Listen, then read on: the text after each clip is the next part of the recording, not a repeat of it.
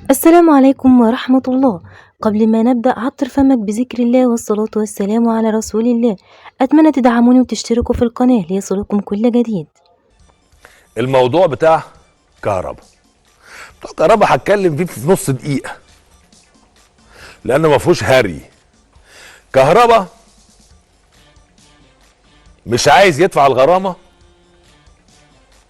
عشان كده الفيفا باعت يقول له عندك 6 أيام مهلة، ولا كهرباء عايز يدفع الغرامة ومستني يدفعها فين؟ هو ده السؤال. يعني قاعدين النهارده نسمع كلام كتير جدا ان جاي له اخطار من الفيفا، 6 ايام لو ما دفعتش هتتوقف وبتاع. طب ما هو كهرباء اساسا منتظر نادي الزمالك وفق الكلام اللي اعلنه كهرباء او محامين كهرباء، منتظر نادي الزمالك يقول يحول الفلوس فين، على انهي حساب. والكلام اللي قاله محامين كهرباء بشكل رسمي وبتصريحات رسمية بتعبر عن كهرباء وموقفه. احنا بعتنا للفيفا نقول يا فيفا احنا جاهزين ندفع فين؟ فهل الزمالك اخطر الاتحاد الدولي او اخطر كهرباء يدفع فين وازاي، ولا ما اختارش؟ يعني هل، عشان بس نتكلم دايما، اصل انا في حاجات عقلي ما بيستوعبهاش. هاتولي كده الخبر، وروني. يقول لك كهرباء تلقى اخطار من الاتحاد الدولي لكرة القدم بشأن موقفه من سداد الغرامة لنادي الزمالك، وتم تبليغه بضرورة الرد على هذه المخاطبة قبل انعقاد لجنة التأديب التابعة للفيفا يوم 3 اغسطس المقبل. لا يا جماعة، هاتولي الخبر بتاع ال6 ايام ده.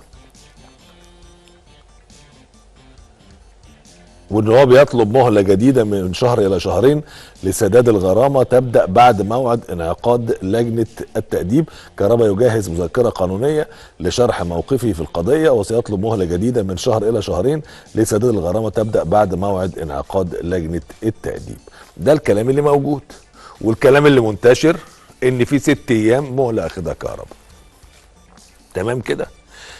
انا عايز نادي الزمالك عشان يقفل هذا الباب يقول لنا احنا كرأي عام،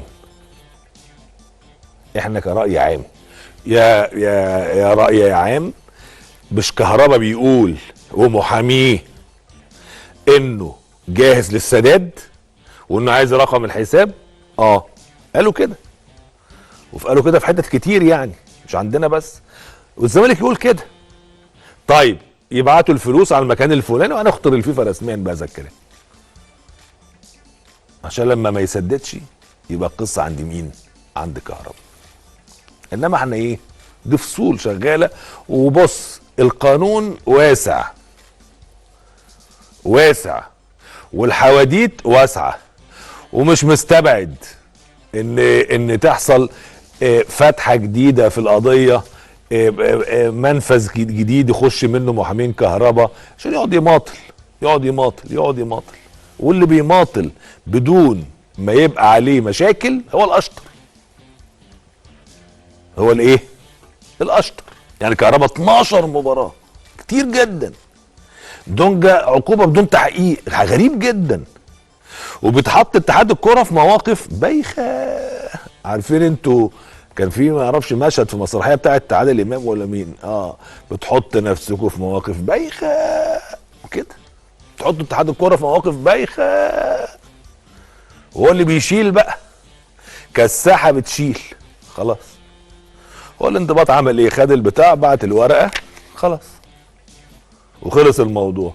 هيشيل بقى بتاع الاتحاد الكورة الليلة دي، يعلن ولا ما يعلنش. الاهلي هيقول لك ما اعلنش ليه؟ مش جات لك؟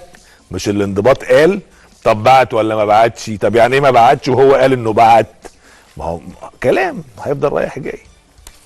حاجة الحقيقة غريبة جدا. ولسه هنخش في قصة تانية بقى. الزمالك هيلعب القمة مش هيلعب القمة؟ هل هيعلن اتحاد الكورة مش هيعلن اتحاد الكورة؟ اتحاد الكورة ما عندوش حل، وانا بقول لكم اهو اللي يقوم قافل على الموضوع ده هو موضوع الكهرباء بتاع ال 12 ماتش، كل الكلام ده اللي بعد ماتش القمة اللي بعد يوم 13. محمد شبانة يفجر